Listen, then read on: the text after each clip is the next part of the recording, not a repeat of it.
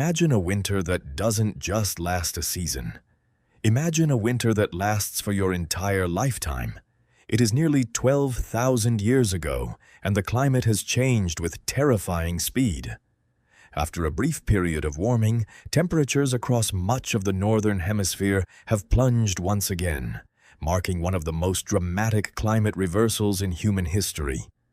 Outside your skin-covered shelter, freezing winds race across the frozen tundra, carrying a cold so intense that every breath burns your lungs before disappearing into the icy air. Now ask yourself one question. If the sun hasn't felt warm on your skin for years, and every animal your family depends on is slowly disappearing over the horizon, how do you keep your children alive? Your body already understands the danger.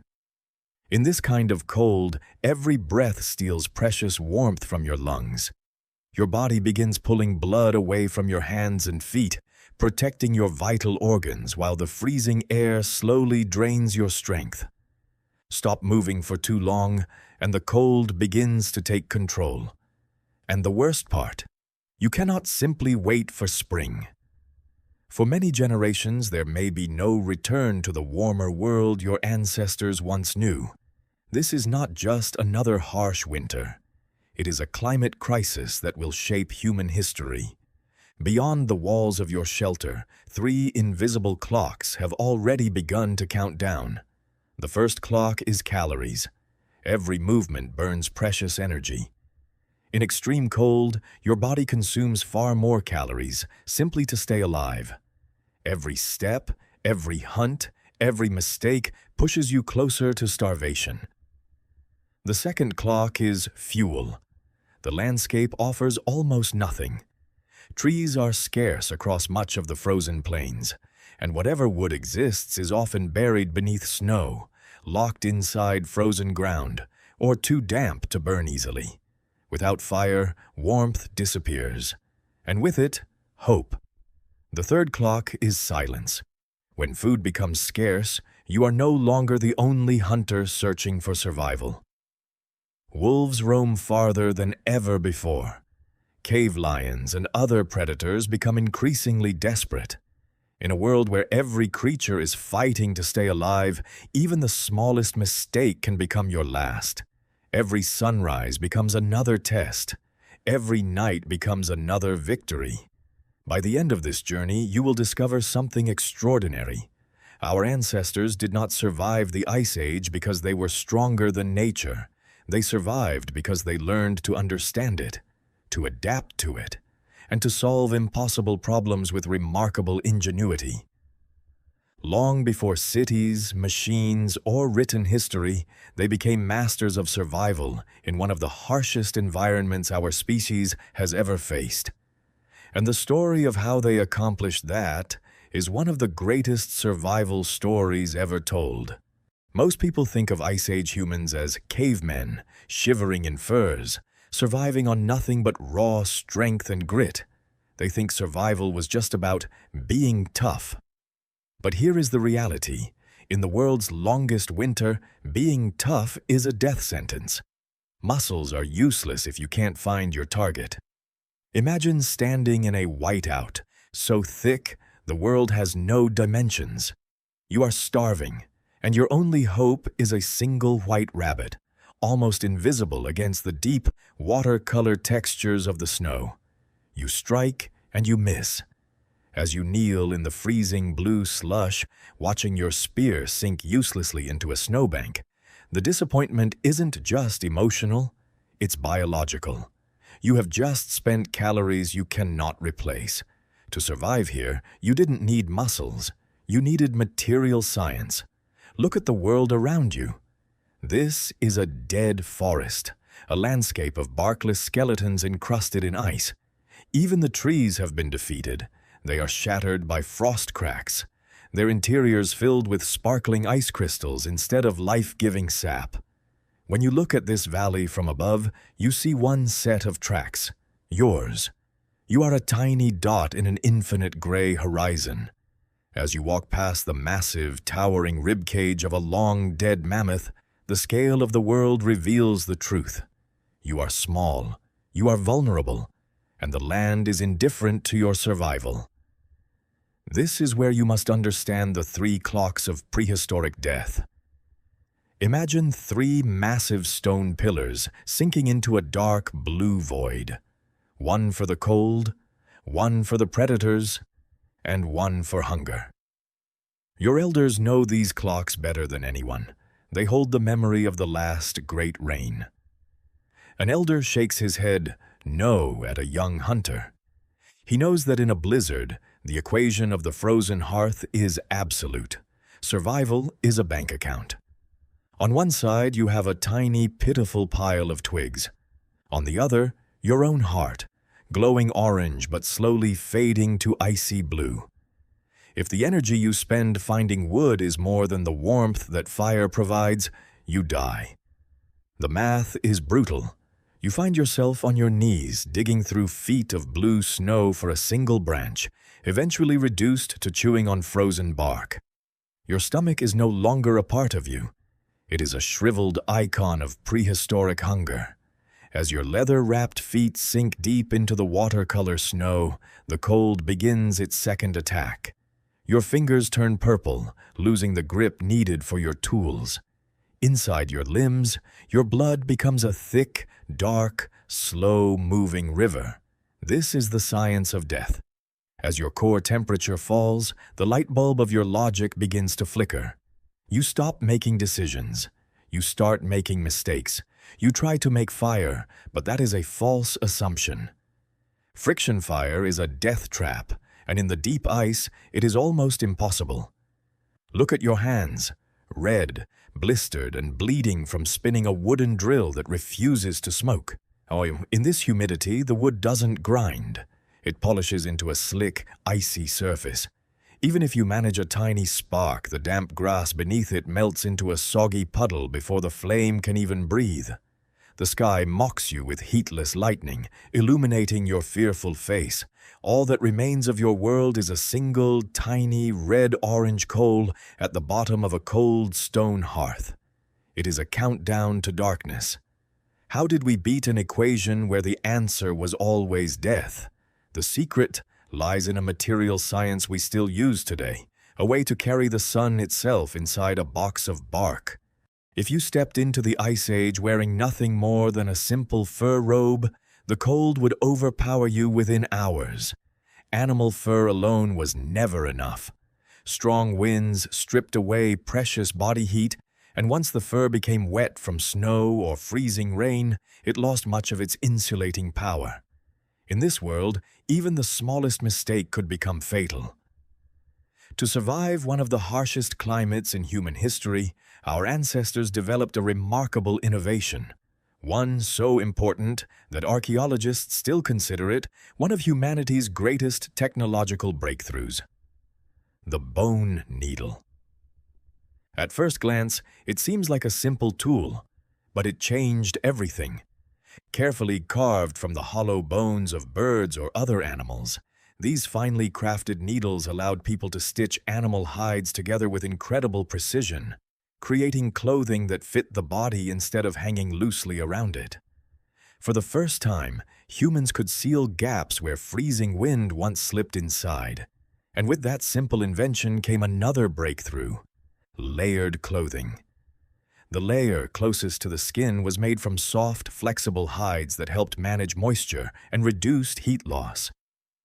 Over this, thicker furs with hollow hairs trapped pockets of warm air, the same natural insulation used by animals like reindeer and Arctic foxes to survive freezing temperatures. Finally, an outer layer of tougher hide helped shield the body from wind, snow, and icy rain. Together, these layers formed a protective barrier against one of nature's deadliest enemies. For the first time, people were no longer completely dependent on staying beside a fire. They could carry warmth with them into the frozen wilderness. But staying warm created another challenge. How do you protect fire itself? Starting a new fire during freezing, damp weather could take precious time, or prove impossible if every piece of wood was soaked. So our ancestors found another solution. Instead of creating fire over and over again, they learned how to carry it. Using naturally waterproof birch bark, they carefully wrapped glowing embers in fresh green leaves, reducing the oxygen just enough to keep the coals smoldering without bursting into flame. Tucked safely inside a bark container, a single ember could survive a long journey through snow and freezing wind, ready to ignite a new fire whenever it was needed. It was a simple idea, yet one of the most valuable technologies of the Ice Age.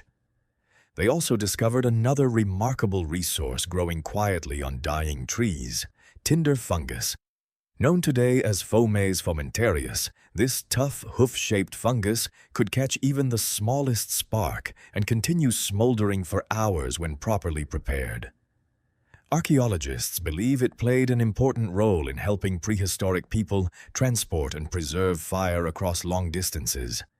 In many ways, it became one of humanity's earliest methods of storing fire for future use. These inventions did far more than provide comfort. Together, fitted clothing, insulated boots filled with dry grass, portable embers, and carefully preserved tinder created what scientists sometimes describe as a complete thermal system, a network of technologies designed to protect the human body from extreme cold. Our ancestors weren't simply enduring the Ice Age, they were studying it, adapting to it, and slowly learning how to master one of the most unforgiving environments on Earth. You can't survive a 1,000-year winter in a parka alone. To endure an Ice Age, you need more than warm clothing. You need a home. But here is the problem. There are almost no forests, no tall trees for beams, no branches for sturdy walls. Across the frozen plains, the landscape is a world of snow, ice, and scattered bones. So how do you build a shelter when nature offers almost no wood? You use the only durable material the land provides, the bones of giants. Across the frozen plains of what is now Ukraine and Western Russia, archaeologists have uncovered something extraordinary: mammoth bone dwellings. These were not simple windbreaks or temporary camps. Evidence suggests they served as carefully planned shelters, built to withstand some of the harshest conditions humans had ever faced. Massive mammoth skulls formed stable foundations.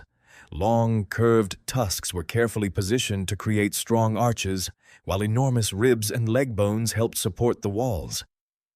Thick animal hides were stretched across this remarkable framework, creating a barrier against the freezing wind.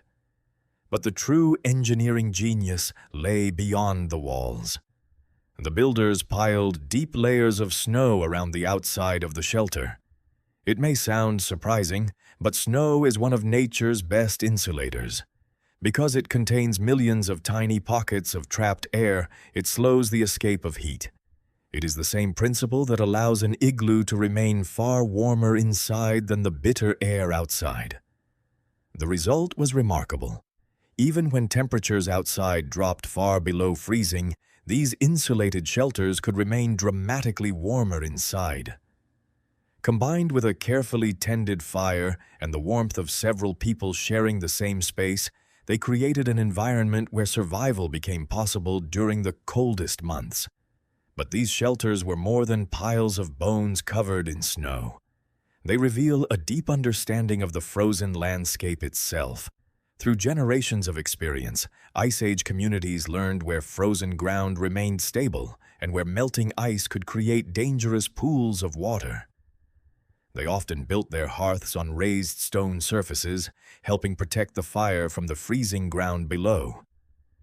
In some locations, archaeologists have also found evidence suggesting careful preparation of living surfaces, allowing water to drain away instead of flooding the shelter when temperatures briefly rose.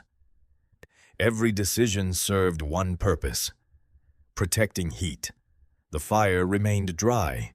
The walls held back the wind. The snow trapped precious warmth. Families gathered together, sharing body heat while the storm raged outside. These mammoth bone dwellings were far more than primitive shelters. They were remarkable examples of Ice Age engineering, built through observation, experience, and knowledge passed from one generation to the next.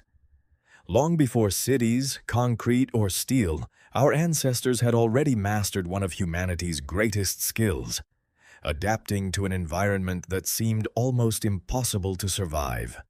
And in that frozen world of endless winter, those shelters became something even more important than a home. They became the difference between extinction and the future of our species. The final secret to surviving the world's longest winter wasn't made of bone or fur or fire. It was made of people. During the Ice Age, the most valuable member of a community wasn't always the strongest hunter. Sometimes, it was the person who never left the fire. Archaeological evidence suggests that as human societies became more cooperative, more people began living long enough to reach old age. That may not sound extraordinary today, but during the Ice Age, every additional year of experience could mean the difference between survival and extinction.